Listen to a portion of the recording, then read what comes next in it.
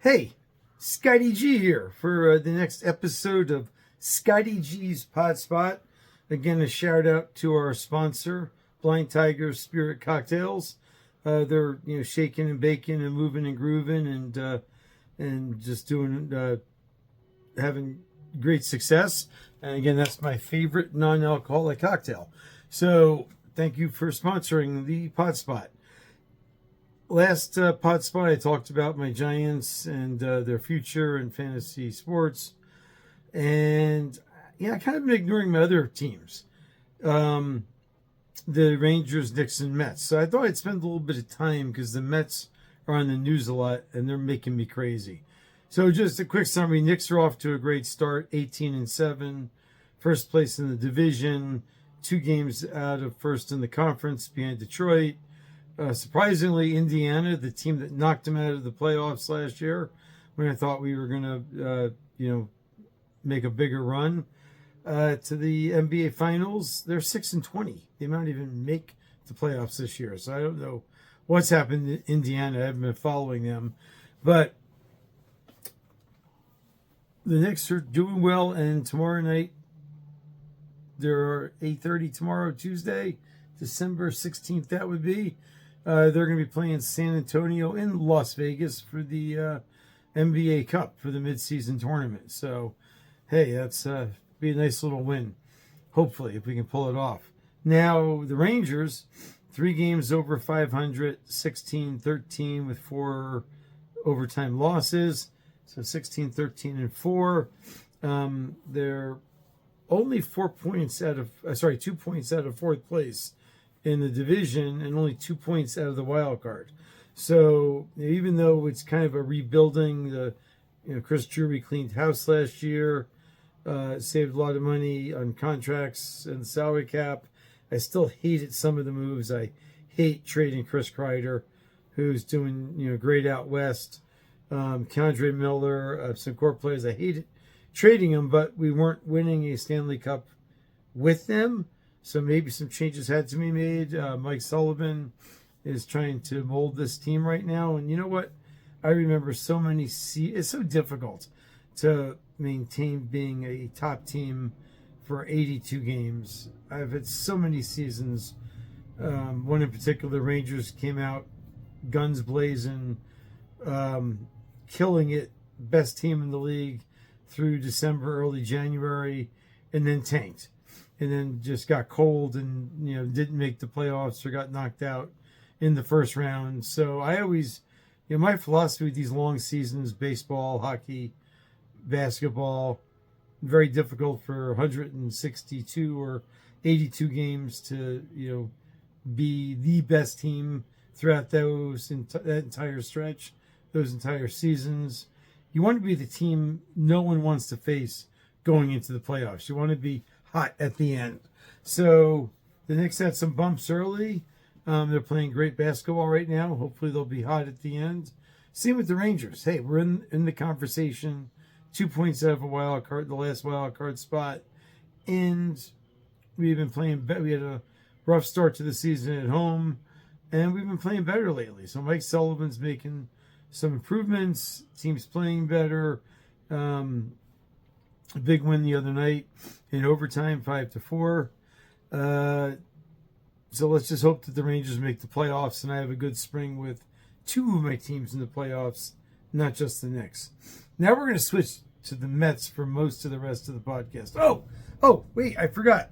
The podcast shirt of the day. So I mentioned last podcast how I have not started Christmas yet. No decorations, no Christmas cards. Have not started Christmas shopping. What's going on outside? Someone's snow blowing and making noise behind me.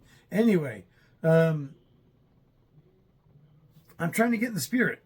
I guess so much going on. Talk about my movie, the comedy shows, this podcast. So today's shirt, look at me being all festive and shit. All right. That's my podcast shirt of the day. Remember, watch the Scotty G podcast and get the podcast shirt of the day. Anyway, or the pod spot. It's the pod spot. The pod spot shirt of the day. I'm losing my mind. I had senior moments. I'm getting old. I can't remember the name of my own freaking podcast. All right, now we're going to get the Mets, because the Mets are making me nuts. I was going off the deep end, crazy upset about the moves that we made. I mean, letting Pete Alonso walk to Baltimore, letting Edwin Diaz, maybe the top closer in the game, go to the Dodgers. The Dodgers, our rival that we're going to have to battle to get to the World Series. And now, arguably the best closer in the game, left us to go to them. Trading Brandon Nimmo to Texas, the longest tenured Met. All three fan favorites. The one that kills me the most is Alonso.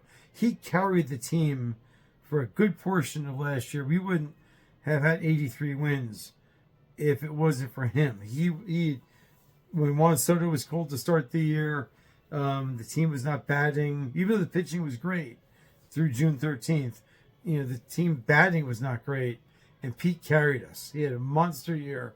And to let him walk, a guy that, eat, breathed, and slept in New York Mets in New York City, a good citizen for the team, a good guy in the locker room, wanted to be a career Met, never wanted to leave, loved the team, loved the fans, gave his all, was out there every day. He didn't miss a game.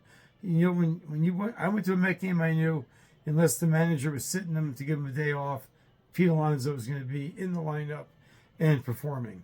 And everyone picks on his defense. I know he's not Keith Hernandez. He's not that quality of defensive first baseman, but he worked a lot on his defense over the years.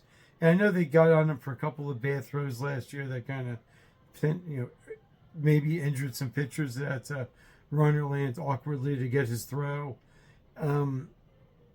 He made some great diving stops and catches. Pete really worked to improve his defense. He's the kind of the guy I want in the Fox pit with me. He's the soldier I want to go to battle with. So losing Pete is the one that upsets me the most. Even though I love Brandon Nimmo and Edwin Diaz. Don't get me wrong. I love the three players. So I was really upset with David Stern and the Mets for trading Nimmo and letting the other two walk and not getting much in return, at least as of this pod spot, as of right now. But after taking a deep breath, breathe in, breathe out, a deep cleansing breath. I mean, I thought about it. It's like when Chris Drury with the Rangers trading all the players last year, Kreider and Miller. We haven't been to a Stanley Cup. Was it 14 or 15? Right there, 14 or 15 when we lost to Vegas. We haven't. Lost to the Kings, Los Angeles, not Vegas. To the Kings, Los Angeles Kings. We have not been back to a Stanley Cup final since then. We haven't won one since '94. So that core, as much as I love those players of the Rangers, weren't getting it done, and Drury said, let's shake it up.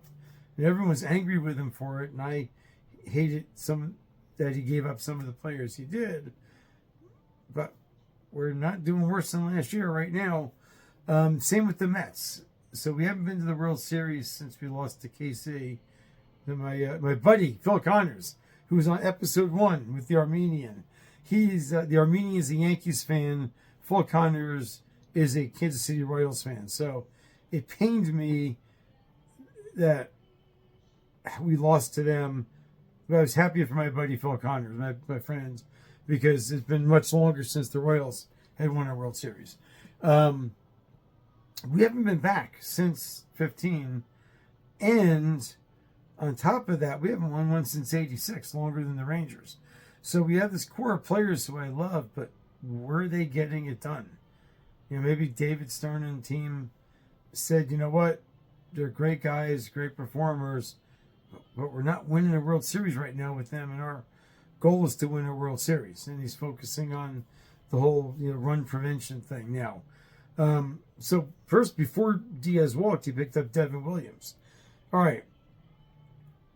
I know Stern likes to pick up Milwaukee pitchers and players. He was very familiar with them. So I did a little comparison here. I can't memorize all this quickly, but Diaz been in the league 9 years, Devin Williams 6. So if you look at the average, because Diaz has 3 more years, average games pitched per year, 58 for Diaz, 51 for Devin Williams. So Diaz pitched in a few more games. But the win-loss average per year, Diaz's average over 9 years, 3 wins, 4 losses, whereas Williams is 5 wins, 3 losses. So he's got to win. He's got more wins. Devin Williams' ERA is 2.45. Edwin is 2.82. So that's 35, 36, 37. Just, 4/10 of a run roughly lower per game per 9 innings for Devin Williams. Now the strikeouts per season, much higher for Diaz, 93 versus 78. But again, Devin Williams' ERA is lower. Saves, Devin Williams 14, Edwin Diaz 28 per year. So Diaz has about twice as many saves, but he was on a better team for a lot of those years too. Innings pitched per season, Diaz roughly 58, Devin Williams 49. So Diaz is pitching more. If we look at the hits given up per season, their whip is the same, 1.04. So walks, hits per innings pitched is about the same. But Edwin's given up 40 hits per season, where Devin's given up 29. Earned runs, Edwin 18 versus 13.5 for Devin. That's earned runs. Total runs, 20 for Diaz versus 17 for Devin. Home runs, okay? Edwin averages giving up 6 home runs per year. Devin Williams 3. So he gives up about half as many home runs. Walks, Devin Williams a little bit higher, 23 versus 20 per season. And strikeouts per 9 innings is close. 14.5 strikeouts per 9 innings for Diaz. 14.1 for Devin Williams. So less than half a strikeout difference per 9 innings. So I could argue that Devin Williams is as good of a closer, as good of a relief pitcher as Edwin Diaz. They're close. So maybe the fact that Diaz walked won't be as painful. I think they were going to use Williams as a setup guy or as a closer when Edwin had pitched back-to-back games or needed a rest. So maybe Devin Williams is our closer now. After getting a year in New York under his belt with the Yankees, he's hopefully more accustomed to the area and the fans and the media and all the stuff that sometimes contributes to players not performing up to their maximum potential. We traded Nimmo for Simeon. There is going to be our second baseman, Marcus Simeon. Supposedly a better defender, not as much power as Nimmo. But again, David Stearns wants to focus on run prevention. So we'll see it. Well, time is going to tell. And then just yesterday we signed Jorge Polanco, who doesn't have the power that Alonso has. However, puts the bat on the ball. Hits for average, can play multiple infield positions. So again, as many sports writers and sports casters have said, you're not going to replace Pete Alonso with one player. It's going to be replacement by committee. So as angry as I was at the Mets and David Stearns for letting Nimmo, Diaz, and Alonso go, I think we have to wait till we have to give them a pause, a timeout.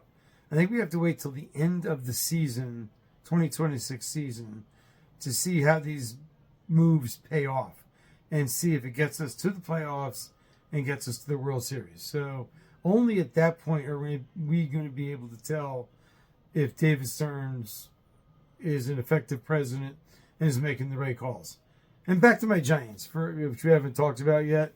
Last podcast I talked about their future. Everyone's getting on Joe Shane and his bad draft picks. What general manager and team doesn't have a handful of bad draft picks? There's boom and bust everywhere. Although Abdul Carter, Jackson Dart in the first round, Cam Scatterbo in the fourth, Malik Neighbors last year. I love his drafts last 2 seasons. And Joe Shane, a lot of those players are contributing to the team and are starters and are getting substantial playing time and experience, which is only going to fast forward their development. So now when they're in their 3rd, 4th season, they can take that leap to be much more effective and productive veteran players. So I'm not, sold on fire Joe Shane either. I want to, give him another draft and see what he can do with another top 10 draft pick. Again, Abdul Carter's coming around. Jackson Dart's been great. Scotti was a steal in the 4th round. So, that's what we got, except maybe to close out with some bad dad jokes. So, because it's Christmas, not my jokes, not Scott E.G. jokes, but just some bad dad jokes. So, Santa. Why do you never see Santa in the hospital? He's got private elf care. And do you know why? Do you know why Santa's? You know what reindeer? Which of Santa's reindeer dinosaurs are afraid of? Comet, of course. Come on, stay with me on these. All right. So how much does Santa's sleigh cost? It was on the house. All right, I'm going to go now. That's enough bad dad jokes. I can actually feel people's eyes rolling as they're watching this. So, all right, once again, a thank you to our sponsor, Flying Tiger Spirit Cocktails, Scotty G, and the Pot Spot. Over and out. Ciao, Maine.